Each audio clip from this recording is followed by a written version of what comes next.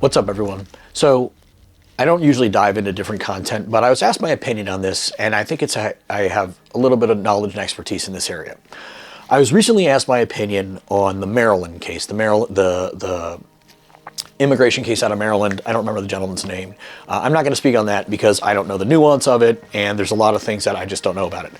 I've heard he is a citizen, he's not a citizen, whatever. I haven't done a deep dive at all to see the nuance of it. I was then asked the question, though, in regards to immigration, do I think that the immigration process could be used nefariously to deport American citizens who are American citizens, but they claim they're not, or the government would say that they're not? And my answer to that was, well, of course, if there's a human being involved, it's possible for abuse. But what I can definitively say is what I saw personally. Now, what I can speak on is what I did, and I interacted with immigration and customs enforcement officers and Border Patrol back in the day when I was a state trooper. I specialized in criminal interdiction. I live in Arizona. I'm a border state. 80% of all drugs come through Arizona, including all human smuggling, or 80% of all human smuggling. So where I lived was just a hotbed for this action, and I specialized in this particular crime, so I was trained in it, and that's what I did from the years about 2008 till about 2012. That's what I really hammered and did. So I have, knowledge and expertise in immigration, or human smuggling, human trafficking, drug trafficking, and everything else. So on that note, though, I just wanted to give a little overview of what I saw personally. What would happen is that I would conduct the traffic stop, the vehicle would flee, it would be a human smuggling load. So then once the vehicle came to a stop and all the humans that were inside of it ran, we would apprehend what we could apprehend.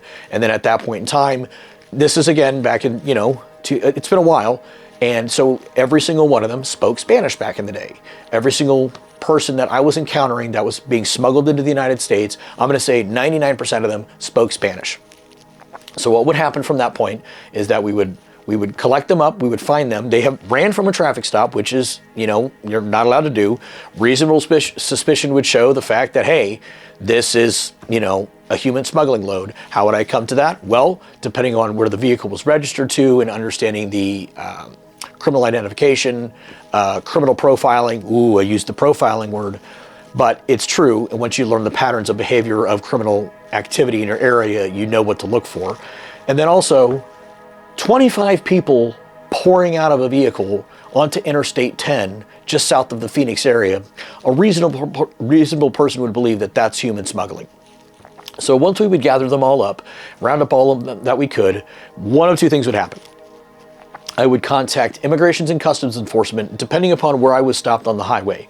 I would contact Immigrations and Customs Enforcement, the office out of Phoenix, and right then and there, they would ask me over the phone. They would say, give the phone to one of them so we can conduct an interview real quick.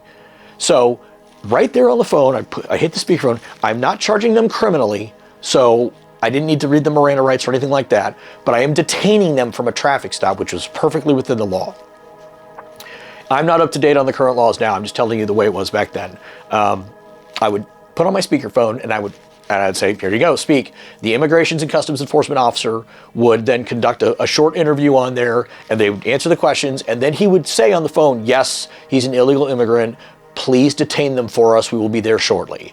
So now they ran from my traffic stop, which I had reasonable suspicion to conduct the traffic stop for a traffic violation here in the state of Arizona. I wasn't stopping them because I thought it was a human smuggling load. I was looking for a traffic violation, and then which led to human smuggling loads. And again, once you understand the criminal profiling and criminal activity in your area, that's what a good interdiction officer does. And I commend those that are still out there. So I would apprehend them on the basis and the foundation of my traffic stop, had a reasonable suspicion that they were not in the country legally, contact immigration, they would perform that interview, and then they would then ask me as a federal agency can you detain them for us? We will be down there shortly. And there's absolutely no problem with that. And again, I don't know what the MOUs are now or what's happening with that. I'm out of that game. So from there, immigrations would come down, pick them up, and then they would transport them to the immigrations office in Phoenix. I would then have to follow because I needed to make sure that every single one of those individuals was in fact not a U.S. citizen. So what would happen then is that they would then go to the processing center in Phoenix, and I would go with them. I'd go in the bay, I'd walk in the door, I'd sit there and watch every single one. Oh, I forgot something. When they would come on scene, right then and there on the side of the road, they would interview very quickly every single one of the persons that I had and do a quick, are you a U.S. citizen? Where are you a citizen from? Whatever their questions were. And because I don't speak Spanish, I just caught little words here and there. So once that was identified, then they would take them to where they needed to go. If I had criminal charges on any of the persons on the side of the road, then I would take custody of that person and charge them accordingly.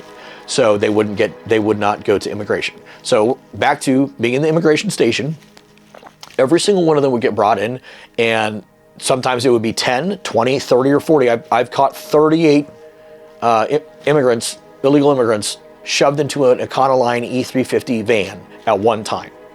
38 human beings in a van. That's like the realities of what happens on a day-to-day basis. And my hat's off to Border Patrol for still dealing with this. Every single one of those persons would be interviewed, and then, okay, they're not U.S. citizens. And then they would sometimes tell me, oh, this one's a citizen of, if it was some strange one that like didn't pop up often, like, oh, this one's, whatever. I would take the information, the paperwork that they would give me. I would then have to type up a report saying, this is the traffic stop, this is what happened, they got sent there, boom. I'd put all the person's information in that file, and then it would be filed that I took law enforcement action, but then a federal agency took it over and whisked them away. So in regards to the due process and all that good stuff, I don't know what happens after that. That was the end of my contact. The other thing that would happen as well, again, as I stated, depending upon where I was stopped on the freeway, is that Border Patrol would show up. I would call Border Patrol, and they'd just come and send out a van real quick, and boom, that was it. And they'd be like, hey, man, we're good to go. And again, though, they would, I'm paraphrasing that, obviously, but they would show up, and then they would talk to every single one of them, and then verify the fact that they were not a United States citizen, and then take them off to the Border Patrol station to be processed. What happened after that, I don't know. I wasn't immigration. So where I'm going with that is that to answer the question that could this system be used for abuse? Absolutely. I did a quick Google search, and Google showed that I think it said like 600 or 700 people in the last 20 years have been wrongfully deported.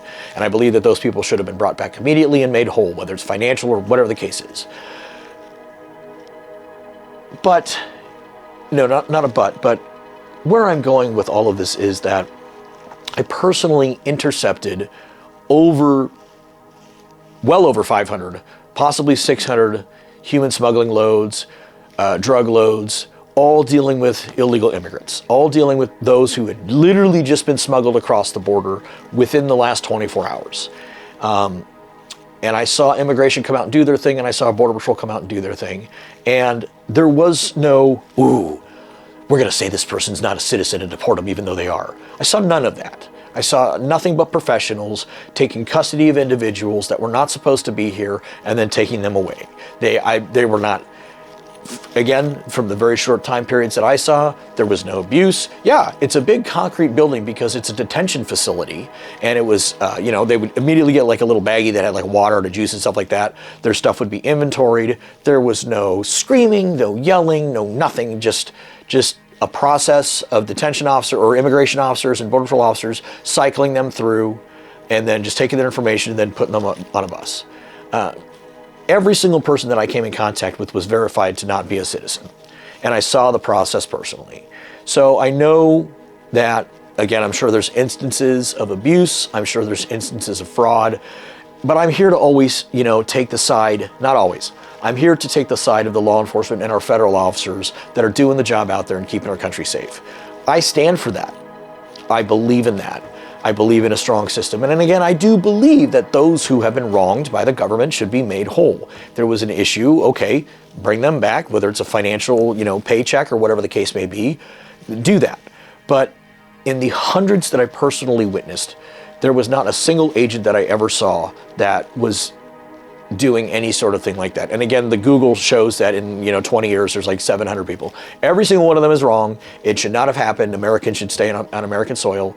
So I'm just giving you the perspective that no, I don't think that there's rogue agents out there that have a personal vendetta against so-and-so from, an American citizen, and we're just going to say that they're not an American and we're going to deport them. I don't believe that for a second.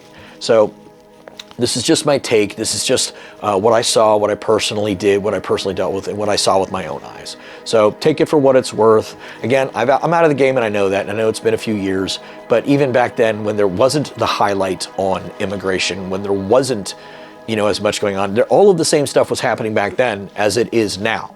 Actually, it's less now than it was back then, but the process has been the same. I'm 100% pro-immigration. I'm 100% pro-legal immigration. I'm 100% come to America. I'm a second-generation born American, so I believe in immigration. Otherwise, we'd still be on the boat in Sicily. So just giving you my take on that, and just wanted to answer a question and give my perspective for whatever it's worth. So thank you very much, everyone. Take care.